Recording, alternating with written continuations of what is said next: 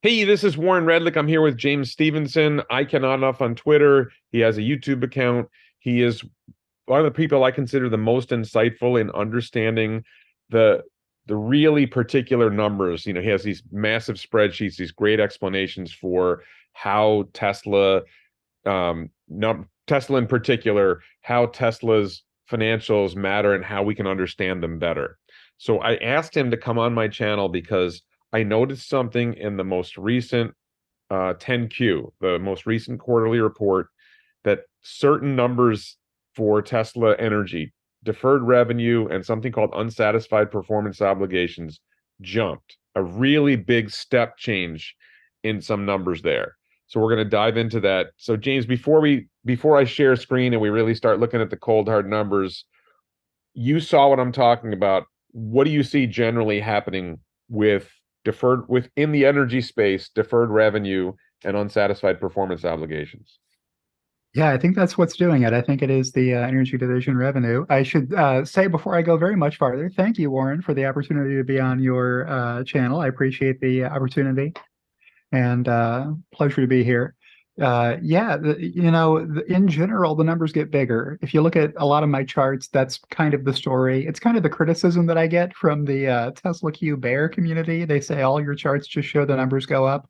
Well, yeah, the numbers do go up. Your company gets bigger. You make more stuff, you sell more stuff.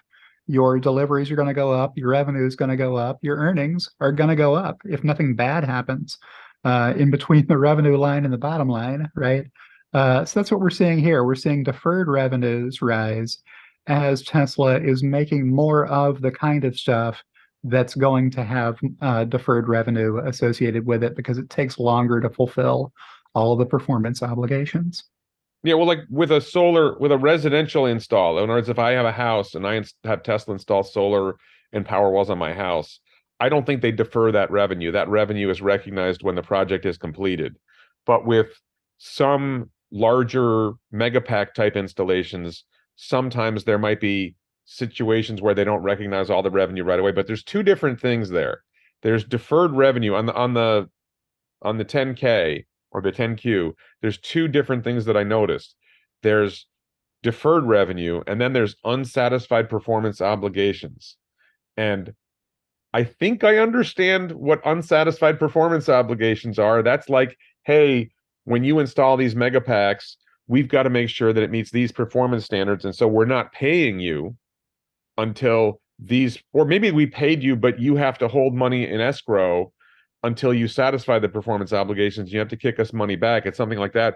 I don't know that I understand what deferred revenue is. So can you explain what the two different things are? Sure. Yeah. I mean, this is standard basic gap accounting here. If you want to do accrual basis accounting, this is how you do it. So you have agreements with customers to buy stuff from you, and there's a scope that you both agree on when you sign those purchase agreements. If you have a signed purchase agreement, whether you have a formal signed purchase agreement or not, the principle is the same.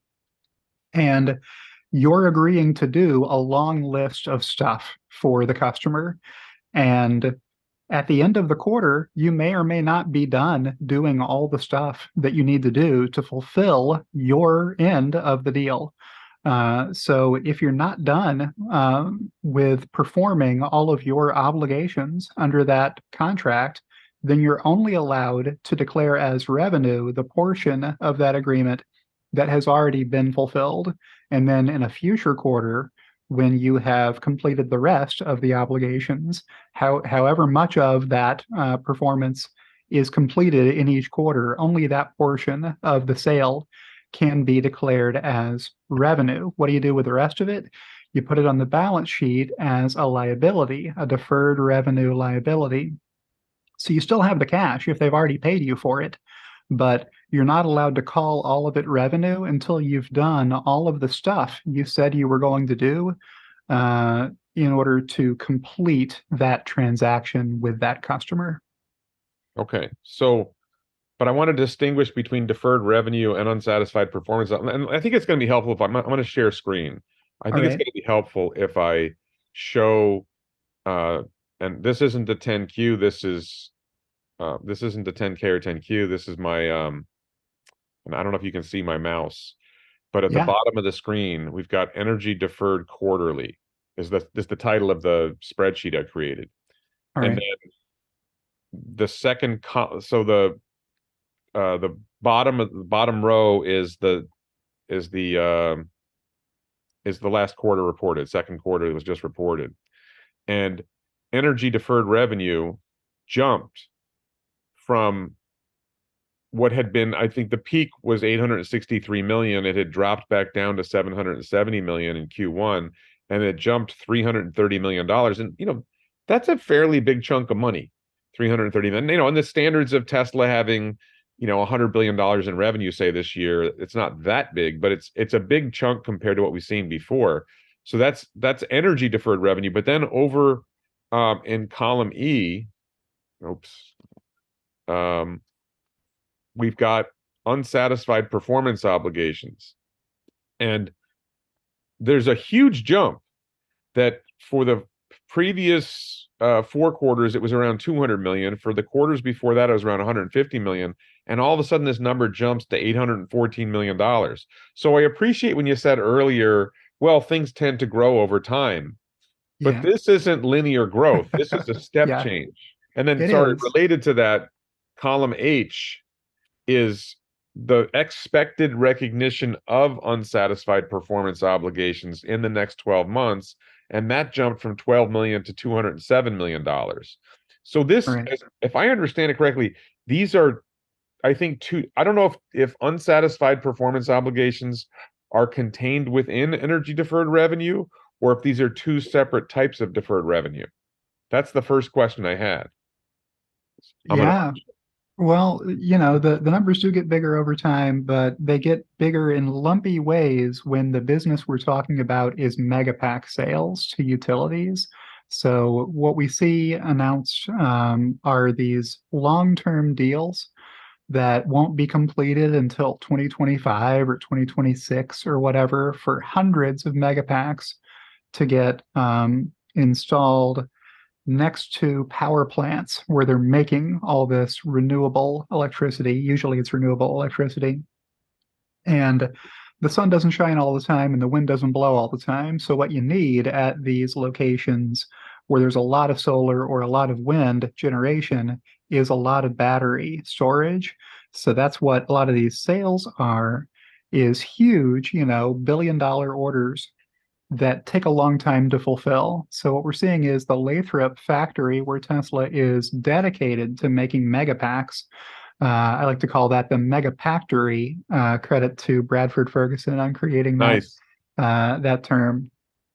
They're making a lot more megapacks now, but the costs of making those megapacks isn't coming through as cost of sales yet. Those megapacks are getting loaded onto trucks, shipped off to some factory, and planted where they get installed. But that's not the end of the story. There's um, certification that needs to happen from local authorities that need to come out and do whatever testing they need to do on it to certify those as being eligible to be connected to the live grid and put into service.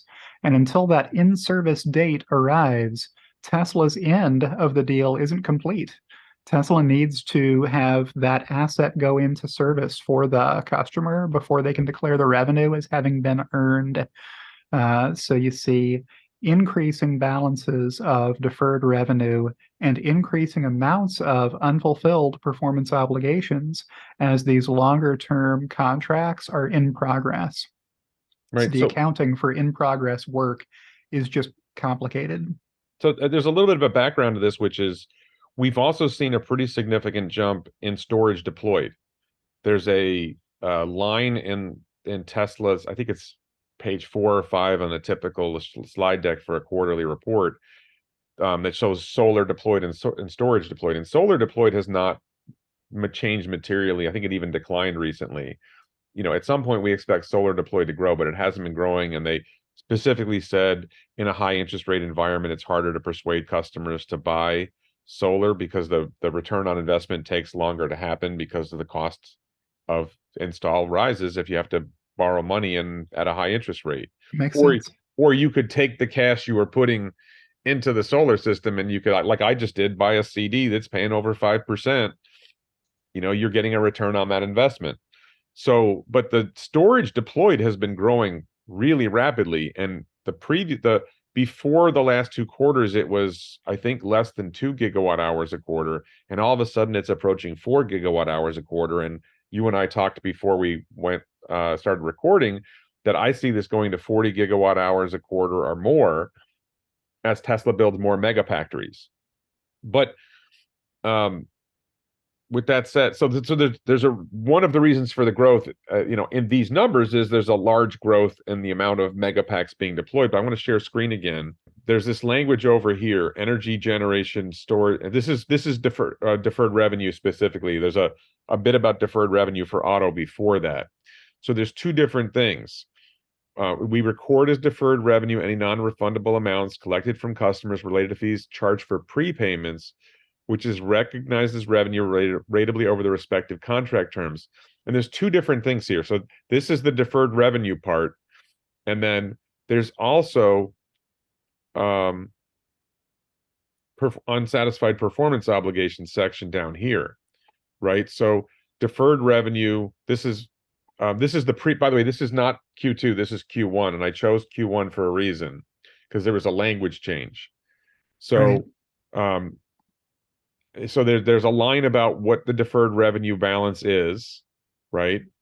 Then there's a revenue recognized line, which is when there's the deferred revenue, and then at some point they recognize the deferred revenue. So that's been Mhm. growing. But then there's this unsatisfied performance obligations, and there's this line here: we expect to recognize $12 million in the next 12 months, and the remaining over a period up to 25 years. So I think Yeah. some of the performance obligations are not installation of Megapack, but Megapack meeting certain performance targets. In other words, we've already installed the Megapack, it's up and running, but it has to meet certain perform. I don't think they're making a contract where we're going to be installing Megapacks over a period of 25 years. No, I bet what this is in particular is service agreements. So Tesla agrees at the outset, when they sell these megapacks, to service them over time and to conduct, repairs and service on them under a pre-negotiated warranty. So that's what's going to get declared over time, is that Tesla is going to get paid that service contract to to keep those units up and running over the life of the asset. Okay, so then you still have this issue that I'm confused about, which is you have um, total transaction price allocated to performance obligations that were unsatisfied or partially unsatisfied was 200. Is this contained in other words, is this part of the deferred revenue? And you have this $770 million number up here. Is the $209 million part of the 770 million, or are these two separate categories of deferred revenue? And let me switch the share. I want to go back to my spreadsheet. You've got in the latest quarter, you had $1.1 billion in energy deferred revenue, and you had this huge jump, which was a $330 million jump, right? But the jump in unsatisfied performance obligations went from 209 million to 814 million, and the deferred revenue recognized wasn't that big. So I think these have to be two separate things. You can't increase this by $600 million, take away deferred revenue of year to date. They only added about $100 million in additional recognized deferred revenue, and only increase this number by 330 million. So this has to be something separate. This isn't, Yeah. there's two different categories of deferred revenue here. Does that make sense? Well, I think one of them is the project-related delivery of capital assets being sold. Those are the Megapack units themselves. And then the other one is, over the life of that asset, Tesla is going to be warrantying them to continue working. And if they fail for any reason, Tesla will come out, diagnose the problem, replace any parts if needed, do the labor to get those back up and running again. And that's what the unsatisfied performance obligations are. If I had to guess, I think we've got both of those kinds of business happening. So the deferred revenue largely is going to be, hey, we have these projects that are in progress and we haven't given them all of the megapacks that they ordered yet, or they haven't all been approved to be put into service yet. And that's most of what we're looking at here. But then there's also these long-term service agreements that Right. need to get accounted for over, a period of 20 or 25 years or Right. whatever. So the thing is, like, when you look at the last column over here, you've got this other big jump of $207 million. If it's a service contract that's over 25 years, you would expect the what's going to be recognized in the next 12 months would be 1/25th of of the total obligation, but this is a quarter. So I don't think they're having a service contract for 4 years, and I don't think the service contract would be that valuable. So I'm a little puzzled. Like I said, I think some of the performance obligations may be that the mega pack has to meet certain standards of performance, like, that it has to be able to deliver a certain number of megawatts in a certain period of time, or maintain its energy storage capacity. I don't know. I'm just speculating that these are things that are part of the contract. And we don't know. They didn't spell it out. Sorry, I was just chuckling to myself, imagining Matt Chasm, Matt Smith in the comments telling us what's going on with Because both of I've talked to him these. about this, and I Oh, don't okay. think I don't think he can answer the question because Okay. Tesla hasn't told us the answers. They literally have not said, and no one has asked this question. And the thing, I want to be clear about this. You got this $814 million number here, right? That Mhm. was a jump of $600 million. That's when Tesla's producing, or delivering, deploying 4 gigawatt hours a quarter. Well, that number is going to be a lot bigger when they're deploying 40 gigawatt hours a quarter. And I think their goal is to deliver 250 gigawatt hours a quarter. So because their goal by, say, 2030, 2031 is to be deploying a terawatt hour a year of energy storage products. Well, Goodness, that would be a lot. right. Well, but if so, that's basically like a 25x on Yeah, this I number. mean, Like, so right now it jumped 600 million, but if you 25x that, then you're going to be jumping $20 billion a quarter. all of these numbers are going to get a lot bigger, and that's good news for Tesla investors. You Yeah. want to see this business grow in size, and when it does, all the numbers get bigger. It makes me chuckle when I see the short sellers calling out Tesla inventory as being larger this year than it has been in prior years. Well, guess what, Sparky? The revenue is also larger. The Yeah. deliveries are also larger. All these things are going up together. It's a rising tide. So yeah, all the numbers are going to get bigger, the good ones and the bad ones, together as the business grows in size. Yeah. I see this, and then again, you're expecting, you went from what was essentially a trivial item, unperformance, the expected Yeah. recognition of unsatisfied performance obligations of, 9 million, $12 million is a trivial thing in Tesla world, where you're doing $100 billion a year in revenue. But if that jumps to 207 million expected in the next 12 months, I think they said next 4 quarters, but that's next 12 months.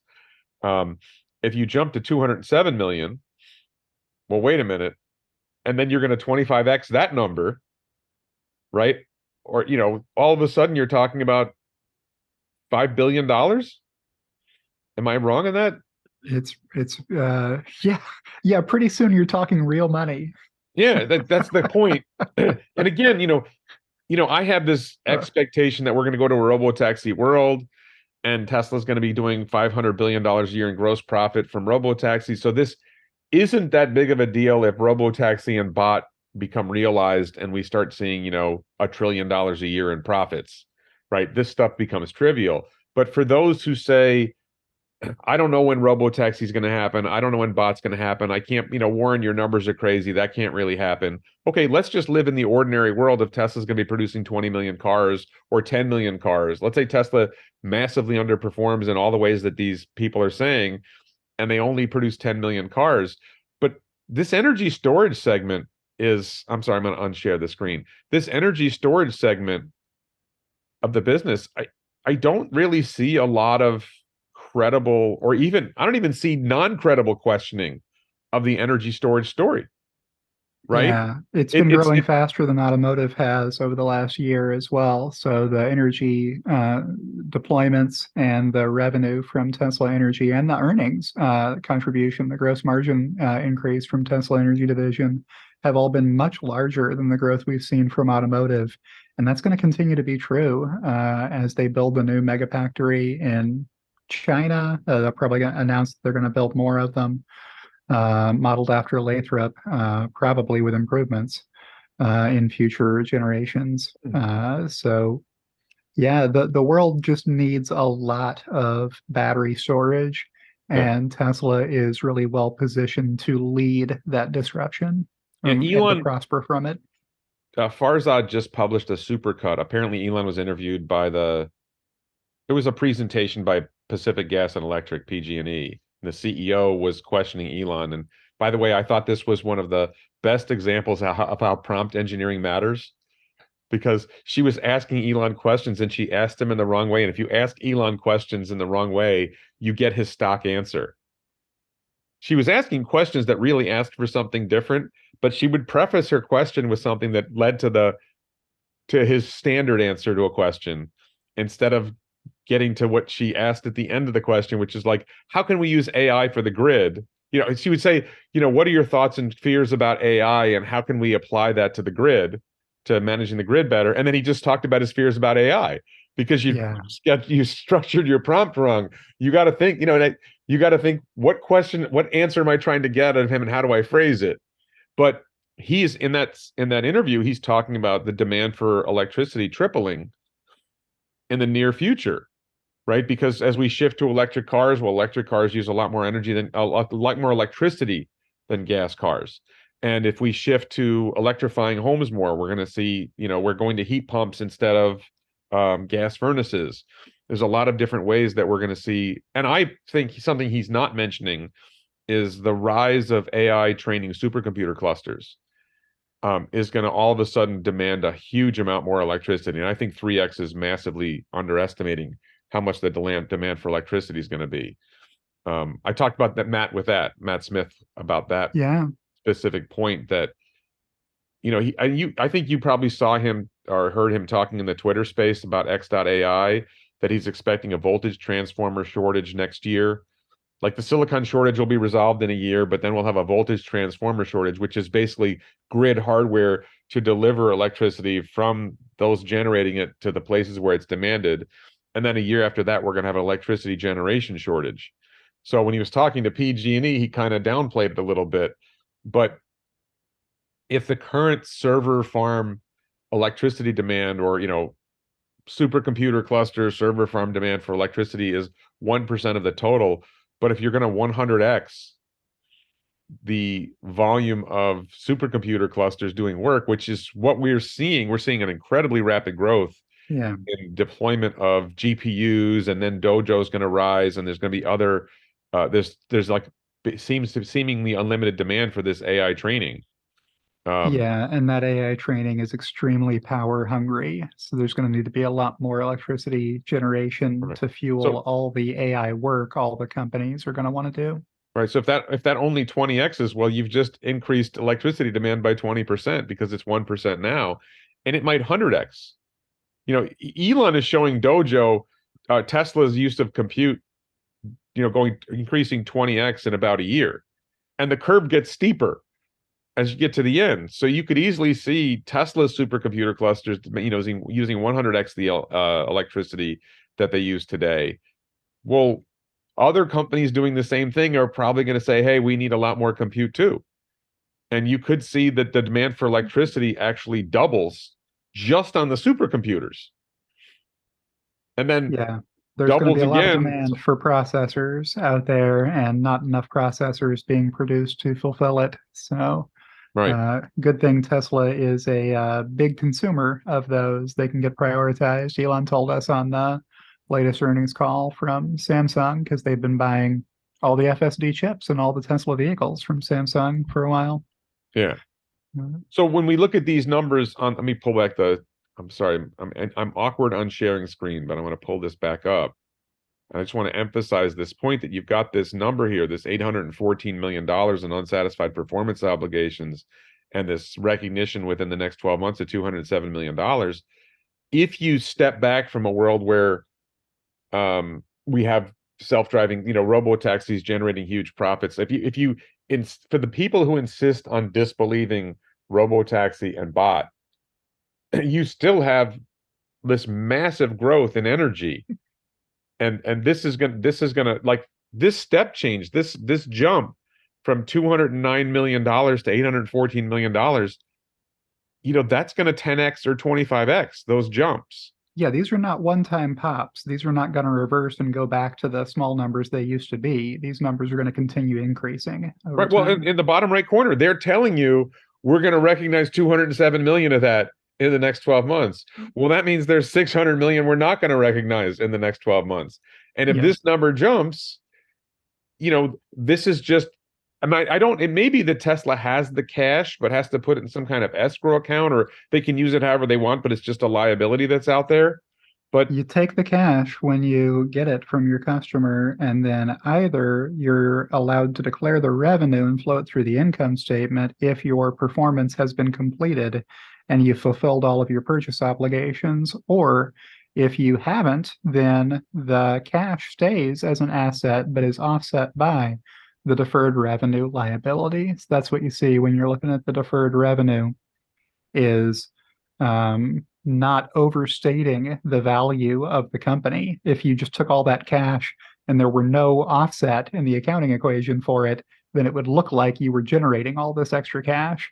But the purpose of that deferred revenue liability is to be a one-for-one offset every time you haven't completed the work associated with the sale that gave you that cash. okay, so I'm sharing screen again, just so people can see it. This is the latest quarter. And this is where you see the $1.1 billion in deferred revenue. This is where you see the unsatisfied performance obligations of $814 million. And we expect to recognize $207 million in the next 12 months. And the rest over. Now, this is one of the details, by the way. In the previous 10Q I showed you, this last sentence ended with up to 25 years. And for some reason, they took that out of the wording. It had been in previous 10Qs that it would say up to 25 years. I'm not sure why they took that out. If it was just I tend to think they don't make these changes casually. I tend to think there's a reason why they took out up to the next 25 years. Yeah, maybe it's more than 25 years now. And maybe when they realized that, they were like, why are we even putting a number in here that it could be more than when we could just not include that phrase at all and Right, have a more unfettered clause right. published. Yes, I just wanted people to see that that was there. I didn't even get into loans for financing our energy generation products, and there may be a business model there as well that we'll Yeah. get into. But I just wanted people to get a sense of that detail. But I wanted to go back to, let me see, does this show up right? So, Yeah. oh, I think we already talked about costs. Did we talk about the cost side of it?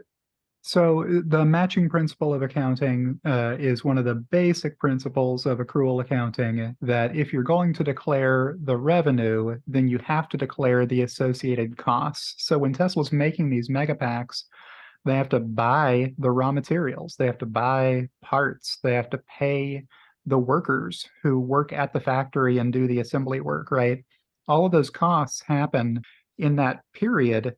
But if Tesla hasn't earned the revenue from selling that product yet to a customer, they don't get to declare the cost of sales in that period. They have to wait until whatever future period they've earned the sale, they've earned the revenue by satisfying all their performance obligations to the buyer. And then in that period, they declare the revenue and they declare the costs that were associated with that sale. So whatever that customer was paying for, whatever the costs were related to delivering to them what they bought, that stuff is cost of sales.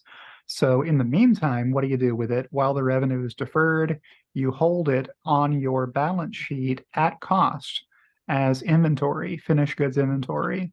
So throughout the life of that accounting, it goes from being cash that you had to buy stuff with, that's the raw materials and the parts. So that becomes inventory. And then while you're making megapacks, it becomes work in process inventory. And then once the megapacks are done and you load them onto a truck to send them off to their site or whatever, they're finished goods inventory. They still count as your inventory until such time as the customer has taken delivery of them. And then once your performance obligations are fulfilled, they become revenue and cost of sales on the income statement, and they leave your balance sheet as assets and liabilities. Okay, so a big question I have for you now is accountants can sometimes be creative, and sometimes that creativity is a good thing, and sometimes maybe it's not such a good thing. Is there any potential for the accountants who are doing this, or the people who are, doing Tesla's books, to say, you know what, we're going to recognize the overhead, like we're going to recognize these costs right now. This 20%, like there's some share of the cost that there's some reason we can say we want to recognize these costs now. And other costs we're going to spread over time. So that could that end up making energy margins higher in the future because that deferred revenue comes in and the costs with the deferred revenue are less than the costs with the present revenue. I'm saying I'm not saying they are being creative. I'm saying could a creative accountant take that approach and maybe to minimize tax liability in the present? Or maybe you do it the opposite way to minimize tax liability in the future. Is there some way that an accountant might try to game that at least a little bit? I mean, it shouldn't work that way. So if you had a crazy Eddie Antar accountant, like Sam Antar cooking the books for you, sure, you could misstate stuff. But the way the cost classification works is either it goes as a cost of sales at the time of manufacture, or it goes as some other kind of expense. So if it's an SG&A expense, then yeah, that does get recorded in the period that it happened because that's the right way to account for that. But if you've said this was a cost of sales, this was a cost that happened at the factory to make stuff, then those costs get recorded as inventory at cost on the stuff that you made. It's part of your finished goods inventory number. And then at whatever future time period that revenue gets earned, those same cost dollars go with it. So you've paired those costs to that revenue. Well, let me put it a different way. You have cost of goods sold, and so you end up with gross profit or gross margin, but then you also have operating expenses. So if these numbers grow dramatically, but they don't increase operating expenses in the future because they're really revenue that Yeah. was incurred in the past, then it might, the gross margin might not change, but the operating margin might improve. Yeah. Yeah, you get operating leverage the more you can grow the top line. So in whatever future quarter the revenue happens, if it's accompanied by a lot of other revenue that also got declared in that same quarter, then if the operating expenses haven't been growing at the same rate that the revenue has been growing by, you're getting favorable operating leverage. Your operating expenses as a percent of total revenue keep getting smaller, and that grows your earnings margin. Yeah, I mean, what I'm trying to say is you're pushing some of your revenue into the future, but you're not pushing the OpEx associated with that into the future. Even if you're if you're increasing the cost of goods sold or the cost of services sold into the future along with it, because you're not pushing the operating expenses into the future, I think your operating margin, even if operating expenses increase for other reasons, you're adding this lump of revenue that doesn't have associated operating expenses with it because the revenue was really, in a sense, earned, or the cost of producing that revenue was really done in the past. So I think that that Yeah. leads to Tesla having greater operating margins in the future. Now, again, if Tesla ends up being a robo-taxi and bot company with $1 trillion a year in gross profit, then this deferred revenue from energy is going to end up being a footnote. It's not going to be that big of a deal. But if the naysayers are right and it's going to take a lot longer to get robo-taxi working, or Waymo and Cruise are going to beat Tesla to it. I mean, I think you and I agree that these other stories don't make sense. But, if Gary Black is correct, and as soon as Tesla solves FSD, everyone will have it somehow magically with a magic wand. If you don't believe in the story, about massive revenue and profits in the future from bot and robotaxi, you still have massive revenue and profits in the future from Tesla Energy. That's Yeah. really hard to deny, and this is sort of an accelerator of that revenue and profit in the future, that we're recording revenue now that we're not recording as revenue, that's going to be, show up later in the future with lower operating costs and higher operating margin. So this makes Tesla's future performance like, I'm a big believer that Tesla's future financial performance will be amazing.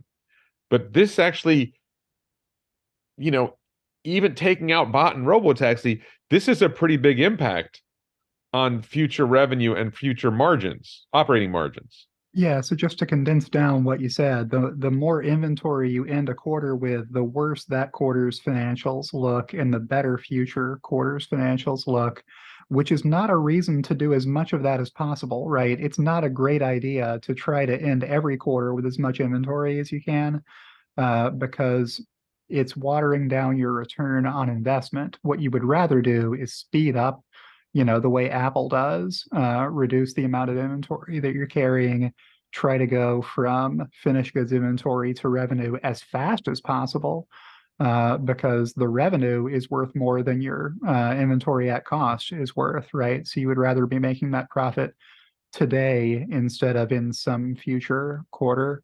Yeah, but if Your you're getting the profitability is cash better. now, but if you're Yeah. getting the cash now, does it really matter when you record the revenue? I mean, aren't you really getting the return on investment now if you're getting the cash now? So it only matters to the extent that people are going to misread your current financial statements and believe that your profitability isn't that great, because they're not taking into account that in future quarters you're going to be selling the stuff that was in your ending inventory, and you're going to be making a profit doing it.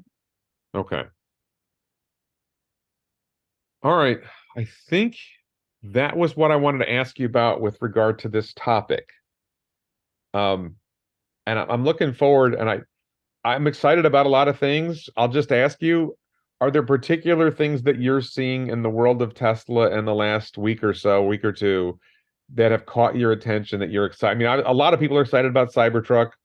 I think Cybertruck's exciting, but I've kind of become a little bit more calm about Cybertruck. Like, I think they're going to deliver a very low volume this year. Yeah. Volume will start like maybe less than 100 this year. Though we saw that leaked video with terrible focus this morning. I guess we shouldn't complain about what leaked video footage we get from inside the factory, but there were four Cybertrucks there, which is not terrible, and they looked, complete or close to it. So I think they are ramping up Cybertruck production. So that is exciting. Yeah, it'll be low numbers this year. Maybe we'll get a delivery event in October or something with 30 deliveries to mostly or Right. all Tesla employees, something like that. So that'll be cool. Hopefully, we get pricing at that time and know what kinds of configurations are going to be available for buyers to go order.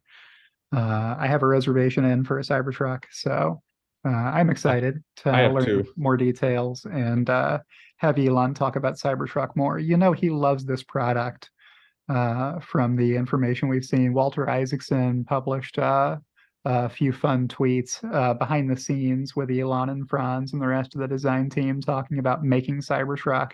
And it was clear that Cybertruck is Elon's baby, Yeah. that he had been forced to make a number of compromises for Model Y to get its production done quickly. And that with Cybertruck, he was not willing to compromise. He wanted it to be a badass armored vehicle from the future. Yeah. Yeah. So just sort of like my take on Cybertruck is it's important. Like I'm excited about it. I have two Cybertruck orders, by the way, not just one. But one is like within the first hour of the event, and one is like I don't know, a month later or something like that when they were about to raise the price of FSD from eight. Like my first order was at $7,000 FSD price. My second order was the FSD price was 8,000. It was supposed to jump to 10,000 the next day. So that one, one I might get like in the spring of 2024. The other one's probably like 2026. or 2025. But when I look at the overall impact of Cybertruck on Tesla's numbers, at I think at best, in let's say the medium term, Cybertruck will get to 500,000 units a year and maybe a million a year. That the primary market for Cybertruck is going to be North America, with some, Australia is a small country, right? So Australia Yes. wants them. There's a few other places in the world that are going to want them, but its primary demand is going to be in North America. And I think, the best selling pickup in America, gets to around a million a year. Now, I think it might outperform that. But if Tesla's going to be making 20 million vehicles a year, I think Cybertruck, it's important, but it's not necessarily the next generation vehicle to me is far more important for Tesla's future Yeah. overall. In It's 10 global, years, Cybertruck revenue is going to be a tiny fraction of the overall pie for Tesla revenue. right? But it's also iconic. I think it improves the brand. It may be the kind of thing that people see it and Tesla already has a good brand, but it may really accelerate the growth of the brand in the mind of people who are suddenly like, wait a minute, I should go take a look at, I don't want a truck, but I should go look at what else these guys have. Uh, Yeah, well, Tesla has grown every segment they've entered. Model 3, Model Y, even Model S and Model X, when they were the only game in town, they were really growing those luxury categories with people trading up, doing the Tesla stretch to get into that category. People who would never have considered buying a luxury vehicle that was already in that category previously. And I think we'll see even more of that with Cybertruck, more people.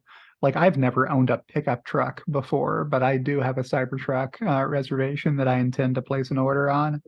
I had never bought a luxury vehicle before I bought my Model 3, right? And I'm not alone. There's a lot of other cases out there.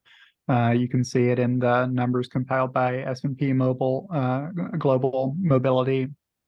The studies they do on buyers of different brands show that Tesla is taking share from everybody, almost without exception. All brands are losing some of their buyers to Tesla.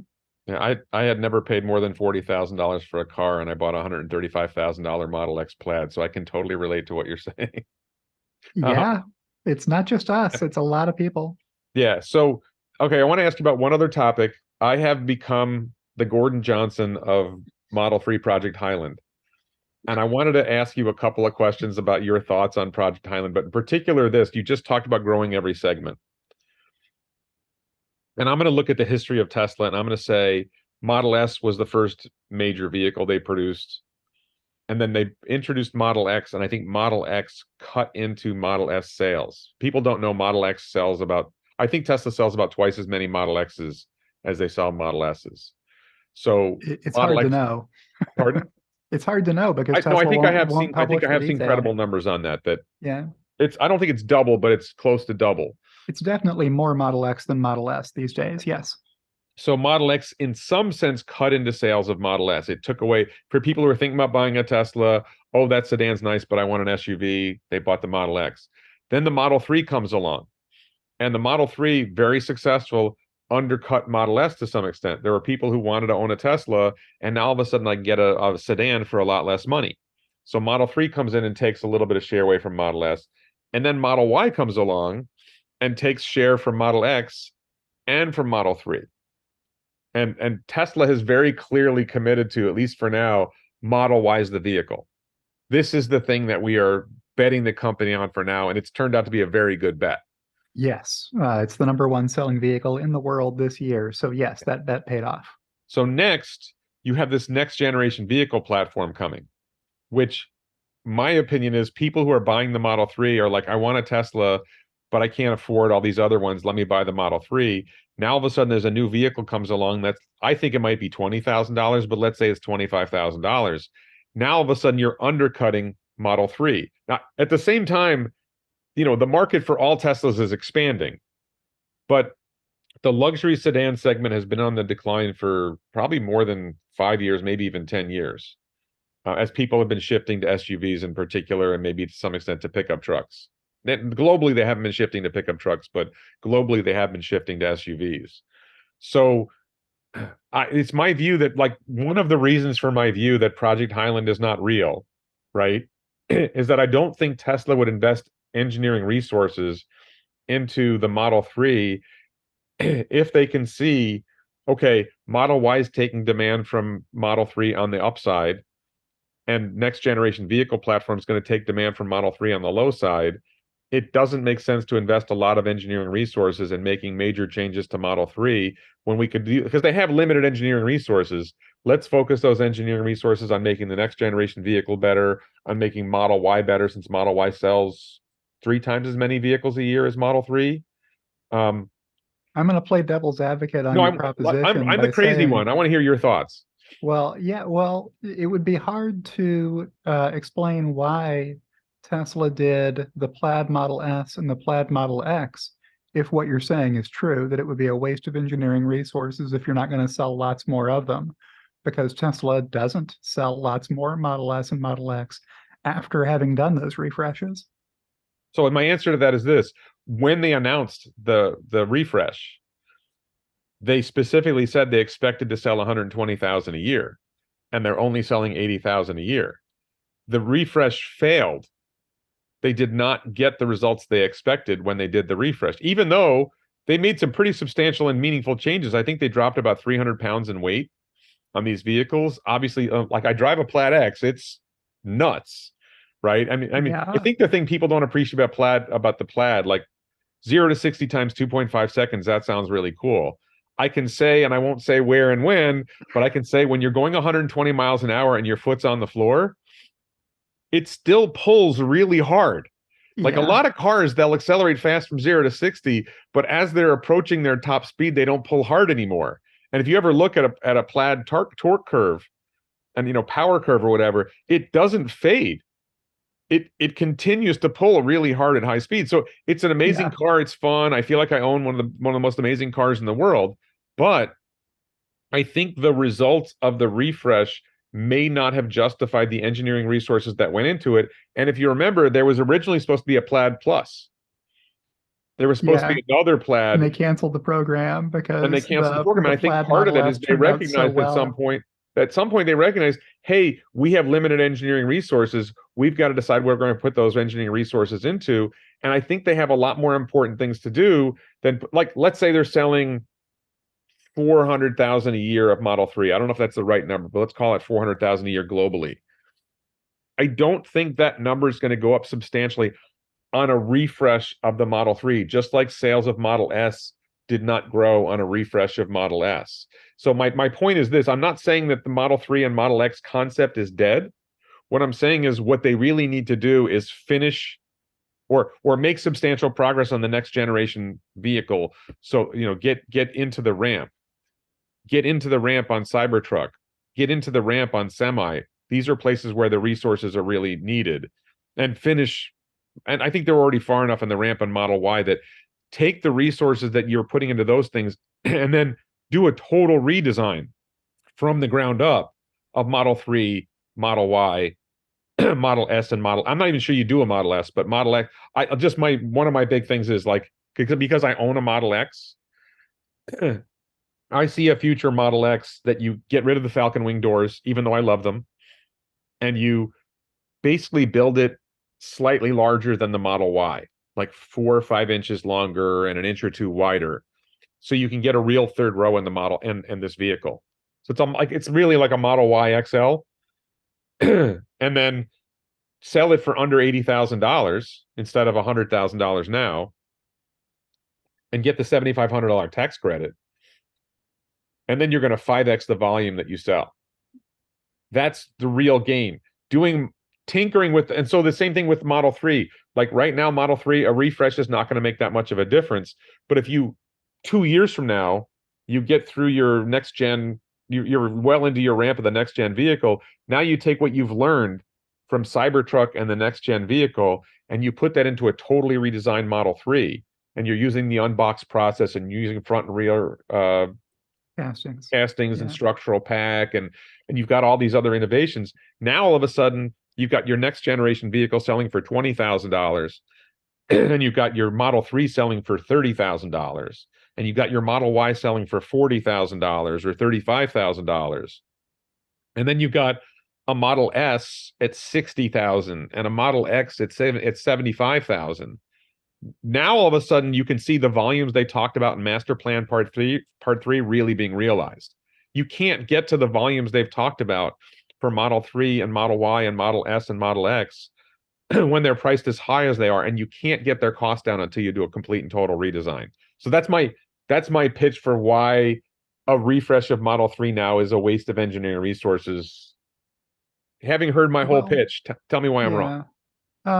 I think the culture at Tesla for engineering is a culture of continual innovation. So all the time they're trying to figure out Hmm. how can they reduce cost, how can they make the product safer, better, faster, lighter, etc. So there's a bunch of those ideas that they can incorporate fluidly into production on a daily or weekly basis, and they're doing that all the time.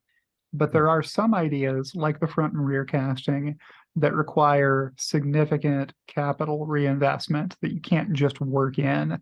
You need to actually retire some assets, scrap some stuff, and buy uh, huge casting machines or whatever to implement them. So I won't be surprised if we see Tesla do that with Model 3 at the two locations where Tesla's making Model 3 and try to take advantage of some of those improvements that Model Y has that Model 3 doesn't have.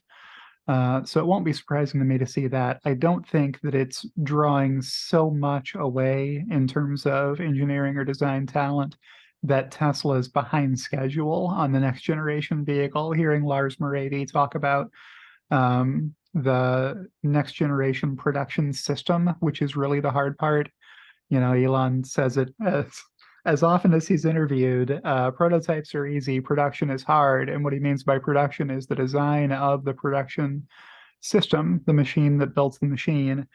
Uh, Tesla is devoting enough resources to doing that so that in future generations they can drive the cost of production down per vehicle significantly enough that it makes a big difference to Tesla's ability to enter a lower price point and greatly expand the total addressable market of car buyers who can afford to get into a Tesla.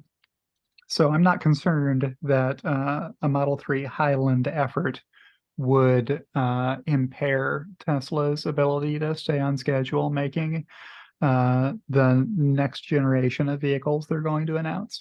Okay, well, I'm adding you to the long list of people who believe in Project Highland. I'm standing out here on this island mostly alone, but I'm not giving it up yet.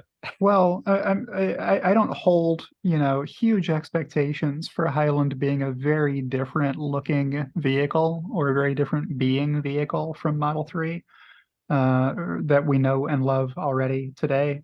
But I won't be surprised if there are Model 3s with a lot of improvements sold before the end of this year. One of the things, just really quick on this point, one of the things that I ask people about is, okay, Tesla just very recently announced, I don't know if they announced it, but it became apparent on the website that they're selling a new version of Model 3 long range. And it has 25 miles less range than the previous long range Model 3. And I don't think the price came down significantly. So I ask people who believe in Project Highland, is that Project Highland?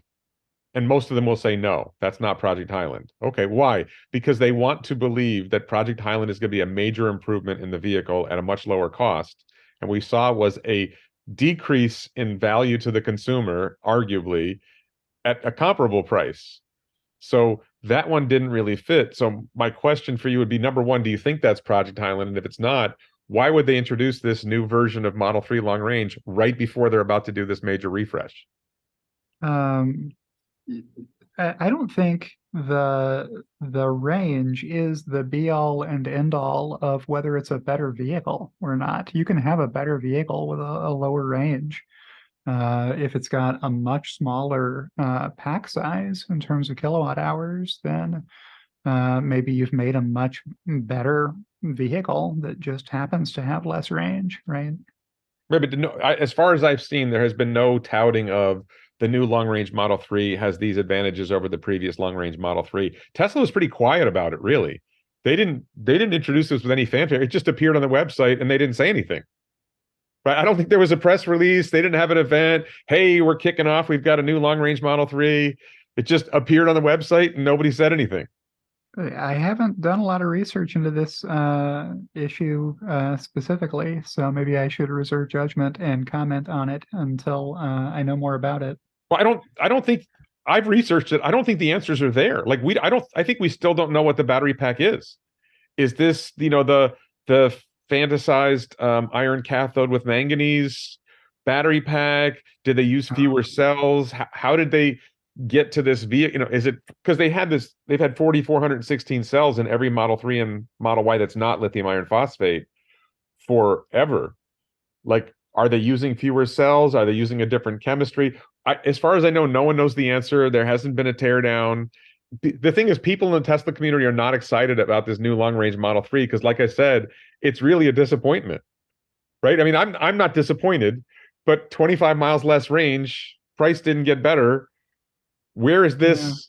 Where, it's great for Tesla, right? They're probably making higher margin on the vehicle, and there may be other advantages to it, but Yeah, what was the the consumer advantages may advantage to be this? difficult to sell as features to an end buyer, right? So if you've made it lighter weight, if you've improved the battery pack in subtle ways, if it's, got the new front and rear castings on it, those sorts of Yeah. things don't necessarily make good selling points to advertise, right? Right.